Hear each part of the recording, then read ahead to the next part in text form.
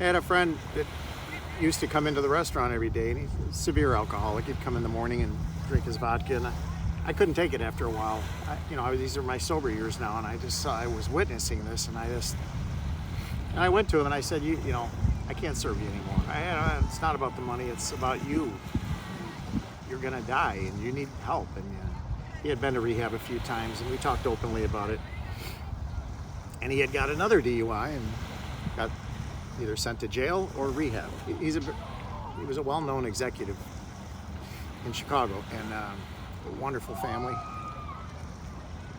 And he went to Hazleton instead of going to jail. So after Hazleton, he got out and he came straight to our bar, and everyone knew. I informed the bartenders, the managers, don't serve him anymore. You can't do that. You're just killing the man. And I came into one of my restaurants. He was sitting at the bar and he's drinking. And I took the bartender in the back and I said, "What are you doing?" I told you, don't feed him booze. And they said, he just got out of rehab. He's acting really strange. And I said, cut him off. That's the end of it. So the bartenders cut him off. Paid his bill. He looked at the bartender and said, "I got a train to catch." And he went down, he jumped in front of the train, the express train. He knew it was coming. It was all scheduled. And I'm just thinking, obviously what a waste that was.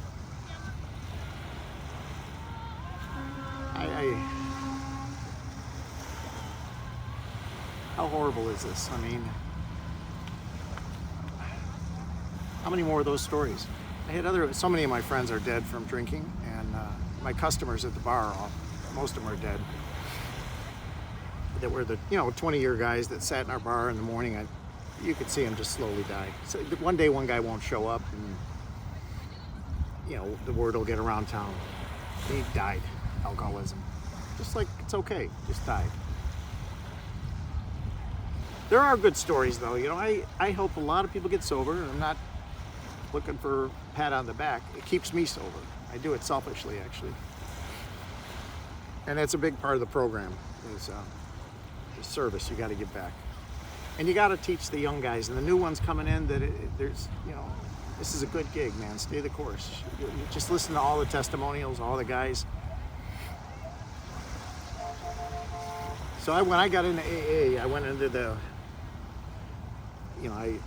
I rejected going to meetings. I didn't want to expose. I was so raw and unpolished in the AA world.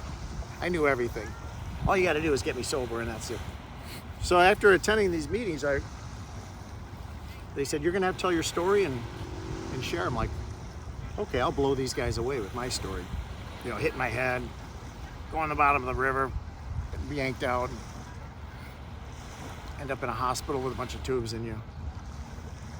So I told that you heard the story in my previous episode. So I thought I was the most interesting guy in the AA room. And the guy looked at me and he said, "You done?" I said, "Yeah." Like, "How do you like that story?" And the guy said, "Oh, it's good." And 2 stories later, everyone's telling their last drink stories. That was the theme. Another guy got up and he said, he just got out of prison about 2 months ago.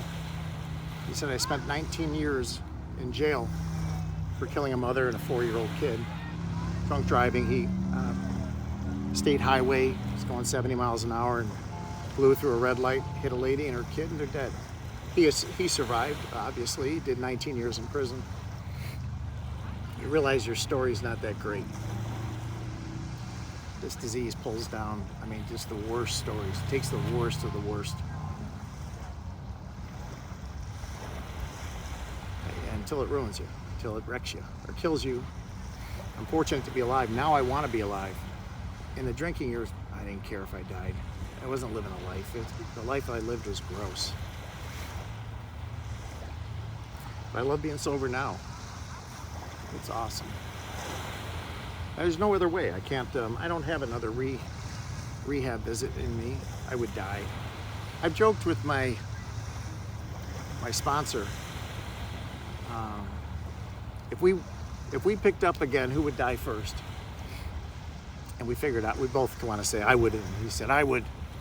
But we tried to get him out of days. How many days do you think it would take before they close the casket on you?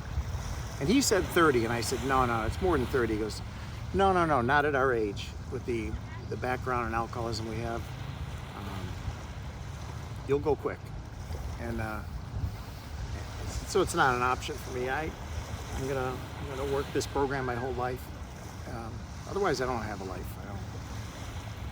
I can't go on. I can't drink again. That's not in the cards. Nor do I want to, but I don't know what's on the horizon. I don't know what my tomorrow is going to be like. But I feel like I got the tools now to keep myself as protected as possible from a relapse. And I got enough years under my belt that I feel I'm not complacent, because you can't be complacent with this disease. You got to be content. For now, I'm content. I just want to get better and better in the program, and I'm doing more and more involvement, more service work. And it's funny, I tell my other AA friends, and it gets contagious. They go out. I have another friend that started a 90 and 90, which means 90 meetings in 90 days. You do that at the beginning, and he's 33 years sober, and he's restarting a 90-90 program, just to stay involved and hear the new stories and see the young guys coming up. And it's awesome. And you know what? It's fun. It's a great community of people. They're all the same crazies, but we're just not drunk. So we're the same people, but without all the bullshit. So it's awesome. You're going to hear me say it in every one. It's a horrific disease. Stay on top of it. Stay out of it. Stay away from the booze. And surround yourself with other alcoholics. If you're an alcoholic, surround yourself with other recovering alcoholics, because they make a lot of sense. That's what I find.